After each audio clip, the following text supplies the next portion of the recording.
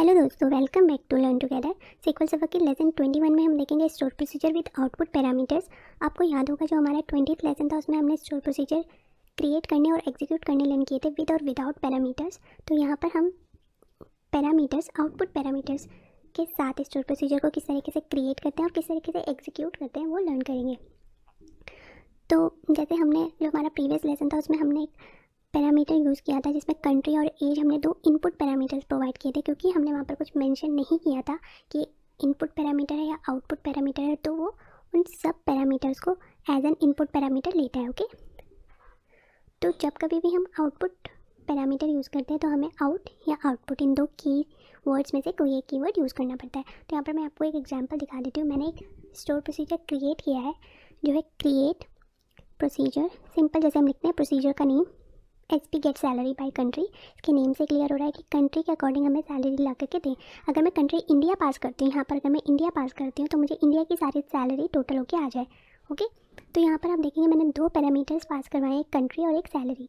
Country के आगे मैंने कुछ मेंशन नहीं किया तो ये अपने आप में एक इनपुट पैरामीटर हो जाता है, लेकिन सैलरी के बाद उसका डेटा टाइप देने के बाद मैंने एक कीवर्ड यूज़ किया है, दैट इज़ आउटपुट। ओके, तो जब मैंने ये आउटपुट मेंशन कर दिया that means salary is an output parameter. Okay, उसके बाद एज बिगिन एंड के अंदर जो भी हमारी स्टेटमेंट है मैंने क्या किया, सेलेक्ट करो sum of salary from table employee where country. जो भी कुछ हम पास करें उस कंट्री की सैलरी सम होकर आ जाए और ये जो रिजल्ट है वो हमारा इस वेरिएबल में स्टोर हो जाए जो ये हमें आउटपुट करने वाला है। दो तरीके के वेरिएबल होते हैं, एक तो हम जब स्टोर प्रोसीजर को कुछ देते हैं दैट मीन्स हम दे रहे हैं कंट्री का नेम, और स्टोर प्रोसीजर हमें क्या आउटपुट करके दे रहा है, total salary according to country. Okay, तो यही हम यहाँ पर क्रिएट करेंगे। ठीक है, तो इसको देखने के लिए मूव करते हैं सीक्वल सर्वर में। आपको याद होगा हमने दो स्टोर प्रोसीजर लास्ट जो लेसन था 20th लेसन उसमें क्रिएट किए थे। एक तो था हमारा SP एम्प्लॉय डिटेल जिसमें हमने किसी भी तरीके का कोई पैरामीटर नहीं डाला था। वो देख लेते हैं हम किस तरीके का था वो। इसमें हमने सिंपली बस एक स्टोर प्रोसीजर बनाया था और सेलेक्ट स्टेटमेंट लगा करके रन करवाया था। ओके, ये देखो ये स्टोर प्रोसीजर था, इसमें हमने कुछ नहीं कोई पैरामीटर्स पास नहीं किए थे और बिगिन लगा करके सिंपल से एक सेलेक्ट क्वेरी डाल दी थी, select this colon from this table. Okay, तो ये तो हमारा सिंपल सा स्टोर प्रोसीजर क्रिएट किया हुआ था हमने जस्ट क्लियर करने के लिए कि इसका सिंटेक्स किस तरीके से होता है। उसके बाद जो हमारा नेक्स्ट स्टोर प्रोसीजर था उसमें हमने अपने इनपुट पैरामीटर्स दिए थे। इनपुट पैरामीटर मैं इसलिए कह रही हूँ क्योंकि हमने यहाँ पर इनपुट ही दिया था, लाइक जैसे हमने कंट्री स्टोर प्रोसीजर को दी थी, एज स्टोर प्रोसीजर को दिया था, दैट मीन्स हमने इनपुट करवाया था। ओके, इसने हमें आउटपुट कोई पर्टिकुलर वेरिएबल नहीं दिया था। तो these two are input parameters. Okay, यहाँ पर हमने इसके आगे कुछ मेंशन नहीं किया तो ये हमारे इनपुट पैरामीटर है। इसमें क्या हुआ था, select this colon from this table employee where country, जो वैल्यू हमने पास की वो, and age should be greater than equal to whatever we have pass there. Okay, तो ये तो था हमारा simple store procedure input parameters के साथ। अब इसको एग्जीक्यूट करना भी मैंने आपको सिखाया था, सिंपली स्टोर प्रोसीजर का नेम लिखे एंड आपके जो भी पैरामीटर्स की वैल्यूज़ है उनको पास करवा दें। प्लीज़ लेसन 20 ज़रूर देखना, आपको ज़्यादा अच्छे से क्लियर होगा क्योंकि यहाँ पर मैं इनपुट पैरामीटर्स में ज़्यादा डिटेल्स में नहीं जा रही हूँ, तो आप उसके लिए 20th लेसन देखना होगी। यहाँ पर हम बात करेंगे सीक्वल सर्वर में क्रिएट करना है store procedure with output parameters. Okay, तो मैंने यहाँ पर वो स्टोर प्रोसीजर कॉपी करके रखा हुआ है, यहाँ पर मैं पेस्ट कर लेती हूँ। सॉरी, कॉपी नहीं किया है, वो मुझे क्रिएट ही करना पड़ेगा। सो क्रिएट, हम प्रोसीजर बनाने जा रहे हैं तो प्रोसीजर। ओके, प्रोसीजर का नेम मैं दे देती हूँ SP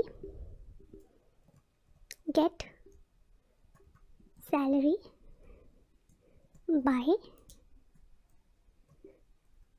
कंट्री। ओके, अब मुझे यहाँ पर पैरामीटर पास करने क्योंकि मुझे कंट्री इनपुट करवानी है तो कंट्री तो मुझे देना ही है।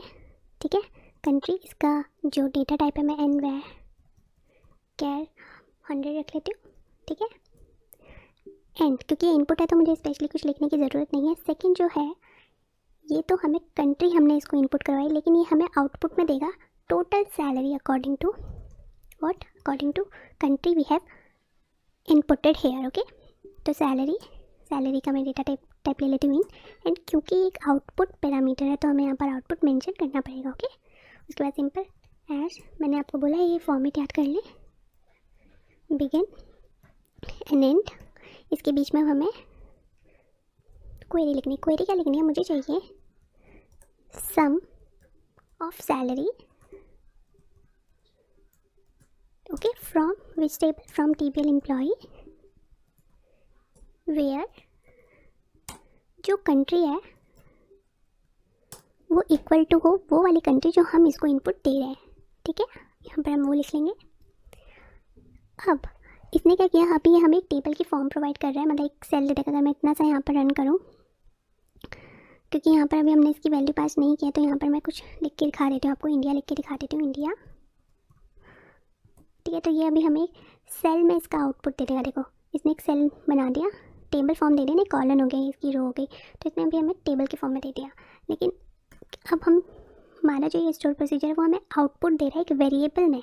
ओके, तो यहाँ पर पहले तो मैं वही लिख लेती हूँ अपना ये। ओके, तो हम क्या करेंगे, क्योंकि हमें एक आउटपुट दे रहा है किसी वेरिएबल में, तो ये यहाँ पर पहले सैलरी में स्टोर करवा लें। ठीक है, जैसे फंक्शंस में होता है ना, वैल्यू रिटर्न करता था, तो जब भी वो कोई वैल्यू रिटर्न करता है तो हमें हमारे पास कोई कंटेनर होना चाहिए जो कुछ भी वो रिटर्न कर रहा है उसको उसमें स्टोर कराने के लिए। तो इतना आपको क्लियर हुआ। ये देखो, क्रिएट करा प्रोसीजर, प्रोसीजर का नेम, ये एक हमने इनपुट पैरामीटर दे दिया और एक हमने आउटपुट पैरामीटर दिया, जो ये स्टोर प्रोसीजर हमें आउटपुट देगा। ओके, तो हमने क्या किया, इस सैलरी वाले वेरिएबल में हमने सम ऑफ सैलरी ले लिया अकॉर्डिंग टू कंट्री, इंडिया की सारी सैलरी सम किया और इस वाले में दे दिया। ये तो क्रिएट हुआ हमारा store procedure. I hope so कि आपको चीज़ क्लियर हो रही हो। नहीं हो रहा हो तो आप प्लीज़ कमेंट सेक्शन में कमेंट करना, हम डिस्कस करेंगे। ओके, तो ये हमारा बन गया। अब बात होती है इसको कॉल कराने की। तो कॉल कराने के लिए आपको पता ही, पहले एग्जीक्यूट लिखते हैं। एग्जीक्यूट आपके स्टोर प्रोसीजर का नेम, मैं आपको सिंपली बता रही हूँ पहले। अब जैसे कि आपको पता है कि इसमें दो तरीके के पैरामीटर्स हैं, एक कंट्री और एक सैलरी। इनपुट आउटपुट में ध्यान मत दो, ये है कि इसमें दो पैरामीटर्स है तो हमें दो प्रोवाइड ही करवाने पड़ेंगे यहाँ पर। तो पहला तो हम सिंपली कर लेते हैं इंडिया, इंडिया जो भी मतलब आपको चाहिए, मैंने इंडिया लिया है यहाँ पर। सेकंड जो है, अब सेकंड में वैल्यू हम तो प्रोवाइड नहीं करवा रहे क्योंकि आउटपुट है, वैल्यू ये देगा हमें। तो अब हम यहाँ पर क्या प्रोवाइड करें, तो यहाँ पर हम ऐसा वेरिएबल देंगे, और अगर मैं थोड़ी नॉर्मल लैंग्वेज में बोलूँ तो हम एक ऐसा कंटेनर दे देंगे यहाँ पर कि जो कुछ भी स्टोर प्रोसीजर रिटर्न करवा रहा है वो हमारे उस बॉक्स में या फिर उस वेरिएबल में या फिर उस कंटेनर में स्टोर हो जाए, फिर जहाँ मर्जी चाहे हम उसकी वैल्यू ले सकें। तो अब हमारे पास ऐसा कोई कंटेनर तो है ही नहीं, तो हम क्या करेंगे, इसको एग्जीक्यूट करने से पहले हम एक वेरिएबल डिक्लेयर कर देंगे जो होगा हमारा टोटल सैलरी, कुछ भी मीनिंगफुल नेम दे देंगे सैलरी। ओके, जिसका data type must be similar to the data type of output parameter. Okay, क्योंकि अगर ये हमें इंटीजर में वैल्यू आउटपुट करे तो ऑब्वियसली जिसमें हम कंटेन करेंगे वो भी इंटीजर टाइप ही होना चाहिए। अगर ये हमें इंटीजर में आउटपुट दे रहा है तो ओके इंट। तो अब हम क्या करेंगे, इसको, इस वेरिएबल को as a container, as a variable यहाँ पर पास करवा देंगे कि भाई आप हमें जो वैल्यू, जो कुछ भी वैल्यू आप हमें दे रहे हो वो आप इस कंटेनर में डाल के दें। तो इसको यहाँ पर हमें आउटपुट भी, या आउट लिख दो आउटपुट लिख दो, भी मेंशन करना पड़ेगा, अदरवाइज वो इसमें वैल्यू नहीं असाइन करेगा, इसको नल का नल रखेगा। ओके, उसके बाद देखो एग्जीक्यूट किया आपने ये। ठीक है, अब आपके पास वैल्यू आ गई है इस वाले वेरिएबल में। उसके बाद अब आप इसको कहीं भी यूज़ कर सकते हैं, लाइक इसको आप यहाँ पर प्रिंट करवा सकते हैं। आपने यहाँ पर प्रिंट करवा दिया आपका टोटल सैलरी जो भी आया, तो देख लिया रन करा के, मैंने इंडिया पास करवाया तो देखो किस तरीके से आया, सी उसकी वैल्यू कंटेनर में आ गया। अब लेट्स सपोज यहाँ पर मैं अगर आउटपुट नहीं देती, तो कंटेनर तो दे दिया हमने वहाँ पर, लेकिन उसने उसको समझा नहीं कि ये ही वो कंटेनर है जिसमें हमें रिजल्ट डालना है। तो वो क्या करेगा, नहीं उसको समझ आया तो उसने उसको कुछ भी नहीं असाइन किया, खाली छोड़ दिया। ओके, नल। तो आप इसको इस तरीके से भी कर सकते हो थोड़ा सा, अगर आपको वो करना है कि अगर आपने यहाँ पर नहीं आउटपुट किया तो आप क्या करें, इफ़, देखो इस तरीके से समझ लें, इफ़ ये जो भी हमारा टोटल सैलरी वाला वेरिएबल है इज़ नल, अगर ये नल है तो फिर तो आप प्रिंट कर दें कि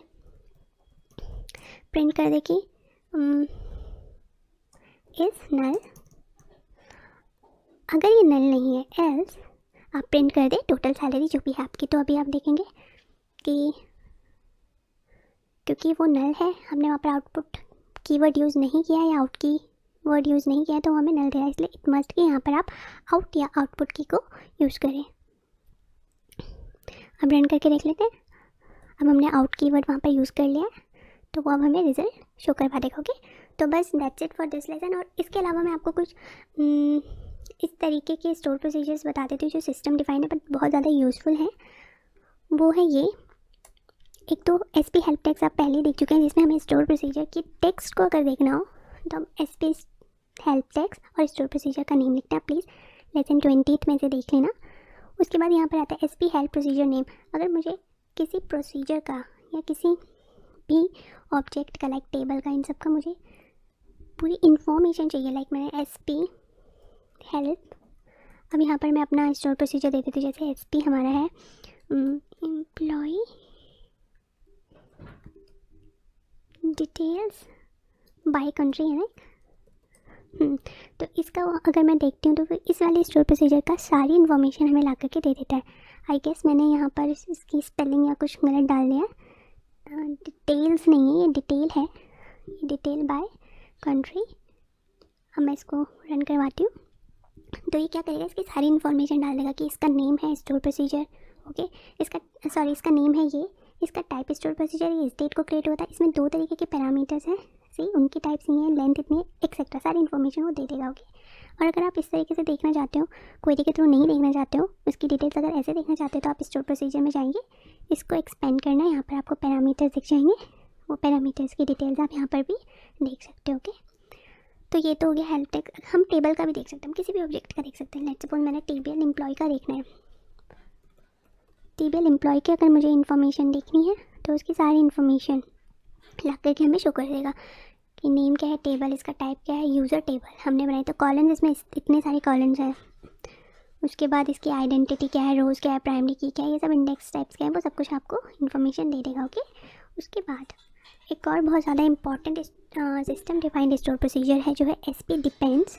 एस पी डिपेंड्स में क्या होता है, हम किसी भी ऑब्जेक्ट का नेम अगर इसके आगे लिखते हैं तो वो ये देख लेता है कि बता देता है हमें कि ये जो हमने ऑब्जेक्ट की इन्फॉर्मेशन देखनी है वो किसी पे डिपेंड तो नहीं है, या फिर उसका कोई रेफरेंस तो नहीं है, उसको किसी ने रेफरेंस तो नहीं किया। तो इस तरीके की सारी डिटेल्स दे देता है। लेट्स सपोज मुझे टेबल एम्प्लॉय डिलीट करना है, बट मैं उससे पहले देखना चाहती हूँ कि इसमें कोई डिपेंडेंसीज तो नहीं है। तो जैसे मैंने टेबल एम्प्लॉय का एस पी डिपेंडेंट करके स्टोर प्रोसीजर के साथ उसको यूज़ किया तो क्या होता है, वो दिखा देता है कि ये टेबल तो के ऊपर तो ये सारी चीज़ें डिपेंड्स करती है, अगर आप इसको डिलीट करेंगे तो उसमें इफेक्ट पड़ेगा। तो इसलिए जैसे लेट्स सपोज मुझे टेबल एम्प्लॉय डिलीट करना है तो मैं पहले एस पी डिपेंड्स के थ्रू देख लूँगी कि क्या इसमें कोई डिपेंडेंसीज तो नहीं है, क्या ये टेबल को कोई रेफर तो नहीं कर रहा, या इस टेबल से मतलब किसी भी तरीके की डिपेंडेंसीज तो नहीं है, ताकि दूसरी ऑब्जेक्ट्स में ना इफेक्ट्स पड़े, ओके।